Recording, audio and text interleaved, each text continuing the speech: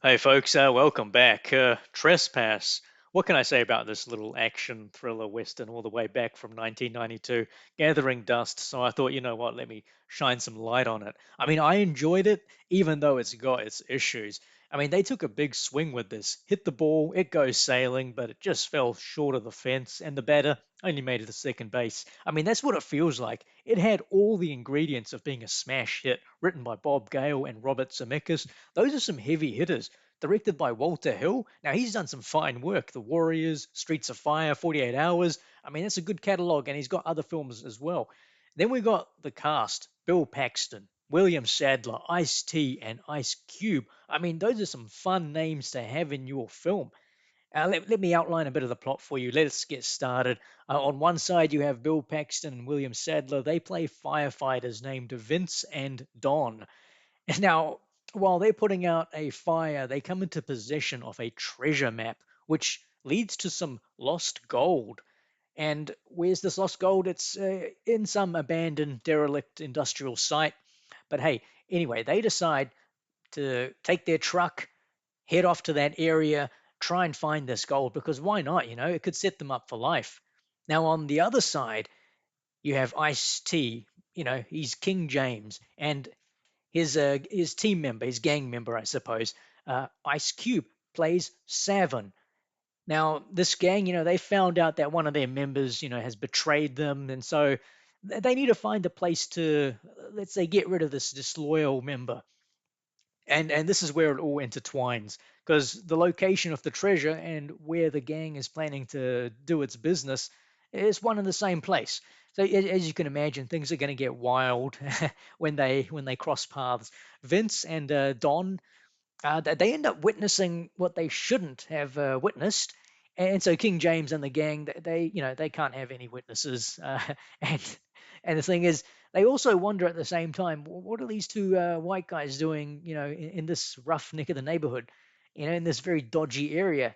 So the gang, they're trying to contain Vince and Don. They don't want them to leave. In that same breath, Vince and Don, that sounds strange. Don and Vince. I'll go the other way. They don't really want to leave without getting the treasure. So it's this claustrophobic cat and mouse game. Who's going to come out on top? I mean, honestly, it's all there, man. This is all laid out to be a big hit. So let me jump into a few of the positives with you. For me, the two standout actors, Ice T and William Sadler. Yeah, for me, Ice T, man, he did a great job in this. He is a young looking Ice T, and my word, he looks debonair, very classy looking. You can see he's working with the script he's been given, and they've given him a few good lines. Physically, he may not look intimidating as some of the other cast members, but Ice-T, he does bring out a good presence, and the way he moves and talks, that makes him intimidating, which is cool. William Sadler, he I think did not get a good I guess a good script for his character. The dialogue he has, the lines he's got, they're not that great, but boy, does he play it up. I mean, he dials his character up to 11 at times. He goes from like this very understanding person to a greedy, maniacal madman. It's fun to watch. Like he really steps to another level here, William Sadler. Bill Paxton, I mean, he's fine in this, although I felt like his character was a bit meek, like too innocent. For me, like the situation he finds himself in, he was acting like a teenager at times.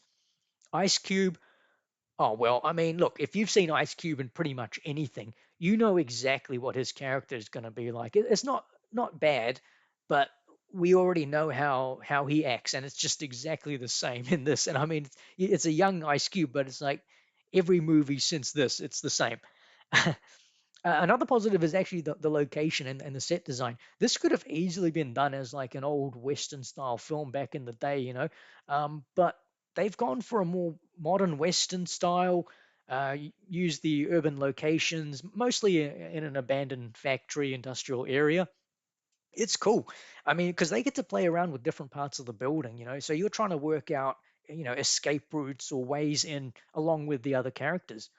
The action in this film, the set pieces, For the first half of this film, I thought they were really well done. You're closed in, it's claustrophobic, you get that sense of fear. What's going to happen next? It's quite thrilling. I enjoyed that. Now, after the first half of the film, maybe a little more than halfway, man, it starts to derail. And I'm not joking. I mean, there becomes a point where there are too many characters in this film, and you think to yourself, how are they going to get rid of half of them now, or all of them? I mean, it escalates so quickly. The gang, which is already made of like five people, it jumps to like 10 plus, and then they've got an arsenal that could, pretty much take out a small army, and yet they're only up against two people. It's a bit much. I mean, to top this, the script goes downhill from the halfway mark as well. I mean, I mentioned William Sadler and Ice T. They seemed like they were having fun because they figured it out. But the other actors in the film, it looked like they were taking everything way too seriously. And so I was like, it's a bit up and down here. And look, the ending for me is super rushed, which sucks because it's pretty well paced up till it builds towards the ending, and then it just goes silly. I mean, it's still entertaining, but it's really silly. I'll give you an example. I mean, they're in a large industrial site. They're in a factory, right? It's quite a big factory building that they're in, and the gang is like at one point, let's just burn the whole thing down, the whole building, like all in an effort to get these two witnesses. That's bizarro land crazy type thinking. Like imagine if you were like, if a cops or something was chasing a criminal and they went into a stadium or an arena like Madison Square Garden, instead of the cops, blocking the exits and working their way in, the cops just say, well, let's just light the whole thing up. To hell with it. I mean, that's crazy, bro. That's insane.